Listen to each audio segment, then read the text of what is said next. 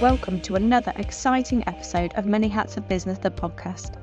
I'm your host, Tanya Gordon, and I'm thrilled to have you with us today. On this podcast, we explore the realities of business and the many hats we have to wear. I'll be speaking to some fantastic business owners about their journey to where they are today in the hope that they inspire you to go through the tough times so that you get to relish the rewards having your own business can bring. Before we jump in, a quick reminder to subscribe, rate and leave a review if you enjoy what you hear. Your support means the world to us and helps Many Hats of Business, the podcast, reach even more curious minds like yours. Alright, let's get started. Get ready to be entertained, informed and inspired. This is Many Hats of Business, the podcast.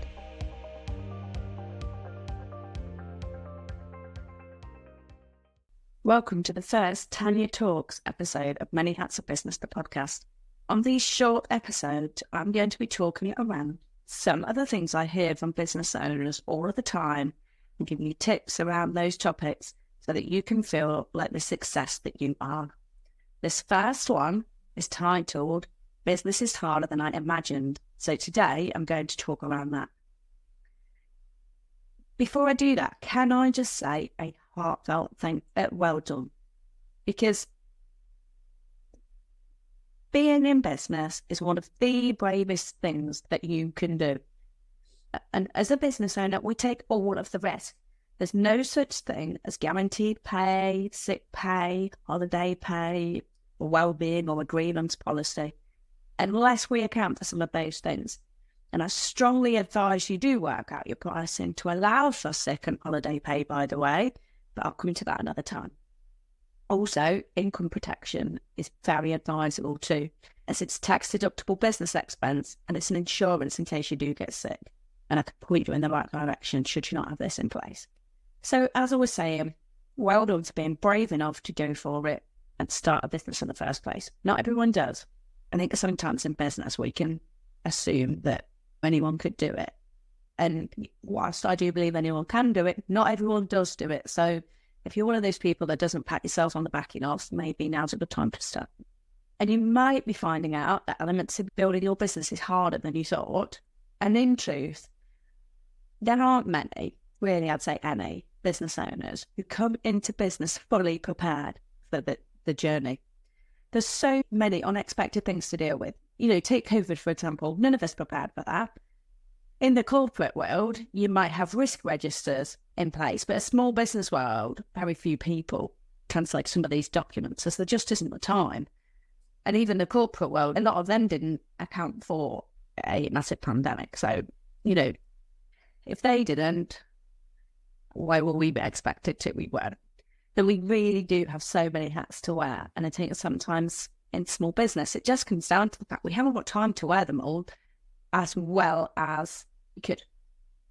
So one of the tips around that is I'd really love to give you is to build a business your way. It seems obvious, but what I've seen happen time and time again, you know, people start a business with great intentions of doing it their way, and then they end up getting imposter syndrome and doubting themselves, which is totally normal. Or they buy a course to make £1 million in a week, or similar, and feel that they have to follow the exact prescribed method to the letter, else they're going to fail miserably and have to hide under a rock for the rest of their days to avoid showing their face as the failure that they feel they are, and they must therefore be seen by as the world. But about that, firstly, there's no such thing as failure in business. If we take the learning of the situation, you haven't failed. You've learned a way not to do whatever it is you're trying to do, which will help you next time. And secondly, when the dreaded imposter syndrome kicks in, notice I didn't say if, I said when. If you've never had it or never get it in your business journey, at some point I will happily eat one of these delightful hats. You need to remind yourself of what qualifies you to do what you do. And I'm not just talking about bits of paper here, although if you've got those, then great. I'm talking about the experiences you've had along the way. The times the people have said to you, can I just pick your brains about X or Y?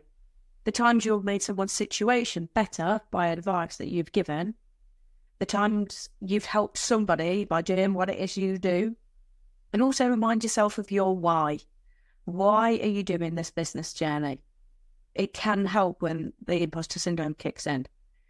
And it might not just be one reason. People talk about you having your powerful reason why, but it can be a collection of reasons that add up to a good enough reason to go for it.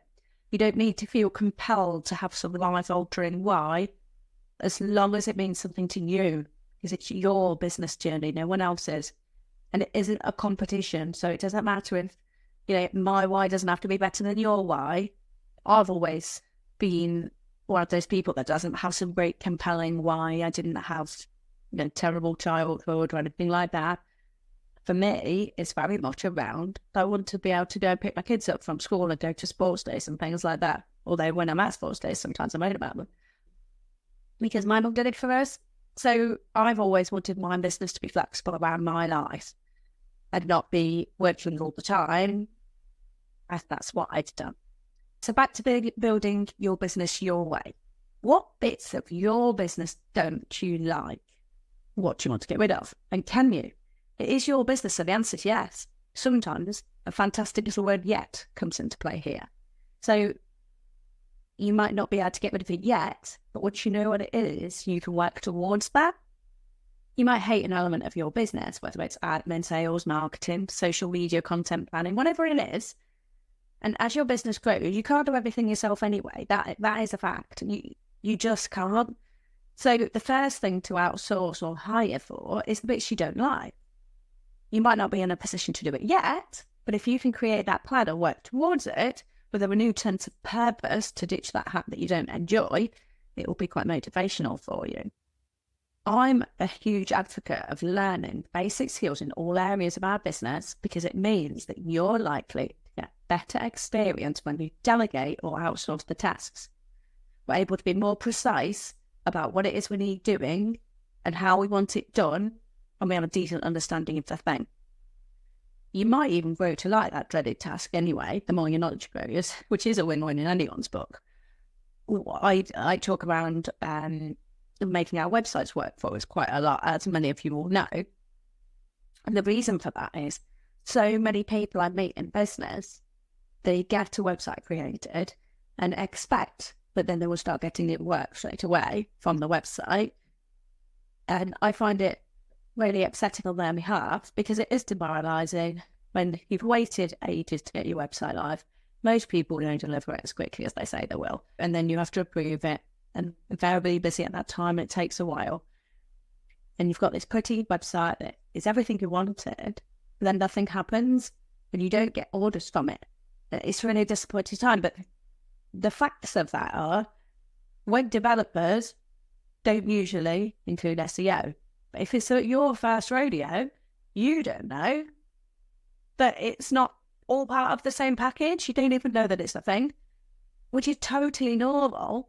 But often we end up getting really cross with the web developer or berating ourselves for not knowing.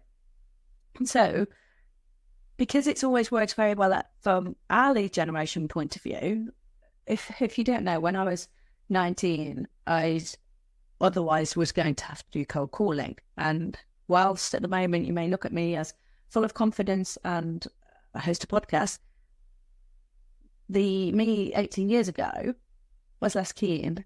That is an understatement. It was hard no. I was not going to be phoning round or walking round industrial estates to see who wanted engraved labels. And I thought, even that long ago, wouldn't it be great if people could find us when they're looking, which might be when we're asleep, and I don't have to actively do sales work, because at that time it wasn't something I was comfortable with. And even, to be fair, up until very recently, I would have told you that I don't like sales, which I also know to be a lie that I told myself, because when you do get a decent order come in or an inquiry from a big company as a new potential customer, a little victory dance happens. So clearly I like sales, I just don't like all parts of that process. So for me, 50% of my new customers come from Google searches. The other 50% are referrals and people that have moved on to another company and then taken us with them.